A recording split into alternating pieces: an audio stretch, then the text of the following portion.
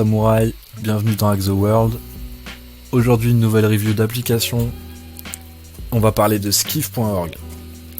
Alors skiff.org est un éditeur de texte qui protège les données et globalement est chiffré et décentralisé. C'est un produit qui est relativement jeune, qui doit avoir à peu près 6 mois. Et l'application vient d'être entre guillemets soutenue plus récemment par IPFS et Protocol Labs, des écosystèmes que je suis avec attention et que j'aime beaucoup. Alors on va faire le tour de l'app ensemble.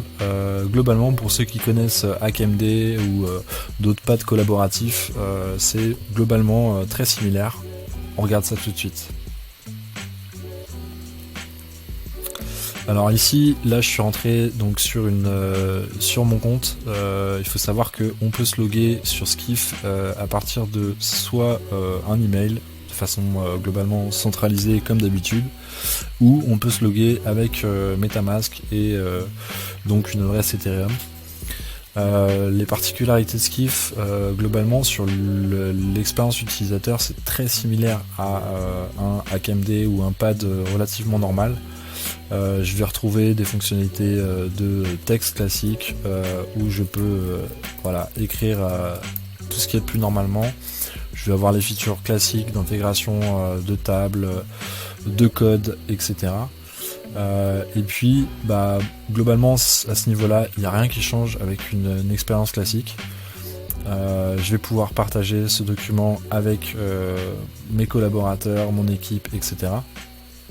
Vous voyez qu'ici déjà il y a quelque chose de particulier puisque je peux partager avec une adresse et non avec un email, ce qui est plutôt intéressant. On va aussi avoir une organisation des fichiers qui se fait globalement comme sur un Notion, je dirais. Bon, c'est quand même beaucoup moins fourni que Notion en termes de features d'organisation et d'intégration on va dire de gros fichiers, de gros dossiers dans lesquels il y a plusieurs des sous-fichiers. Mais vous voyez qu'ici, là, j'ai une architecture où j'ai une grosse page. Alors il y a le petit player qui gêne, mais globalement vous avez un getting started avec des sous-pages et une organisation qui peut être très clean, notamment pour de la documentation par exemple de développeurs, etc. De ce côté-là, on est plutôt sur quelque chose de pratique. Moi, j'aime beaucoup en tout cas. Ensuite, on peut voir la particularité de Skiff, c'est vraiment sur la partie sécurité, où on va globalement avoir des données chiffrées de bout en bout, etc. Ce qui est la moindre des choses, j'ai envie de dire.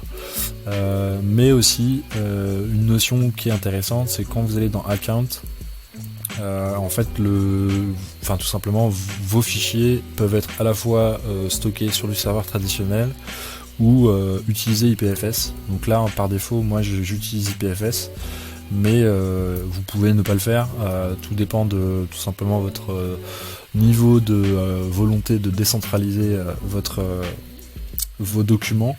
En l'occurrence, je trouve que c'est une feature qui est vraiment intéressante pour l'avenir, de pouvoir construire des organisations de documentation, etc., qui soient stockées de manière incensurable et de manière bien faite dans l'UX, puisque c'est la première application qui fait ça à ma connaissance sur IPFS.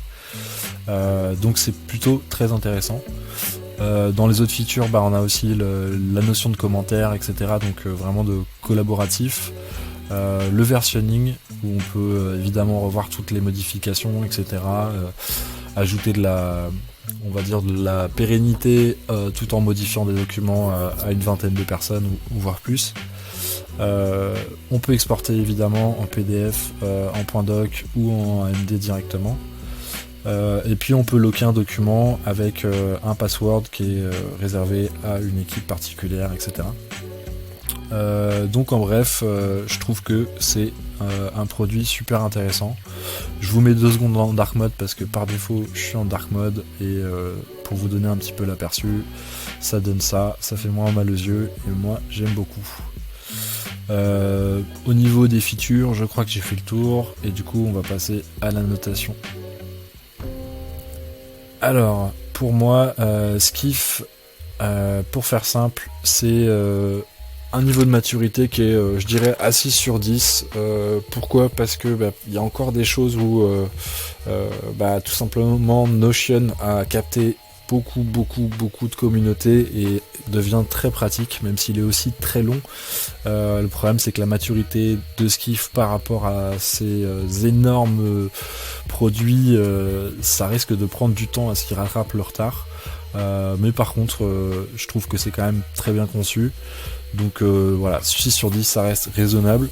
En termes de fonctionnalité, si vous cherchez juste un éditeur de pattes sécurisé et qui a une vision décentralisée, potentiellement sera vraiment totalement décentralisé plus tard, je pense que les fonctionnalités sont là. Elles font vraiment tout ce qu'il y a besoin pour un pad collaboratif traditionnel, je dirais. Si c'est pour aller chercher de la plus grosse organisation de projet avec énormément de documentation, de fichiers intégrés, etc. et d'intégration avec des Discord, des Slack, etc. C'est pas encore ready, mais ça viendra. Du côté UX, franchement, 8 sur 10 parce que c'est clean. Je mets au moins un point pour le dark mode parce que, comme beaucoup de gens, en travaillant de nuit, etc., le dark mode, ça repose les yeux. Est-ce que c'est un must-have ? Honnêtement, je sais pas. J'ai mis un 7 sur 10 parce que je commence moi à transitionner doucement de HackMD vers skiff.org. J'arrive pas encore à perdre l'habitude d'ouvrir un HackMD en une seconde. Et j'aime ça, ce côté un peu volatile de HackMD. Mais j'aime beaucoup ce produit, donc ça pourrait être un must-have plus tard, notamment pour des organisations vraiment décentralisées. C'est, je pense, un des produits qui commence à se rapprocher de ce qu'on a besoin. Donc la note globale, 7 sur 5 pour skiff.org. Et puis je vous encourage à les suivre sur Twitter parce qu'il y a quand même des choses qui vont évoluer dans les prochains mois vu que c'est un projet jeune. Ça mérite de continuer à les suivre. Voilà, j'espère que cette vidéo vous aura servi à quelque chose. À bientôt les samouraïs, ciao.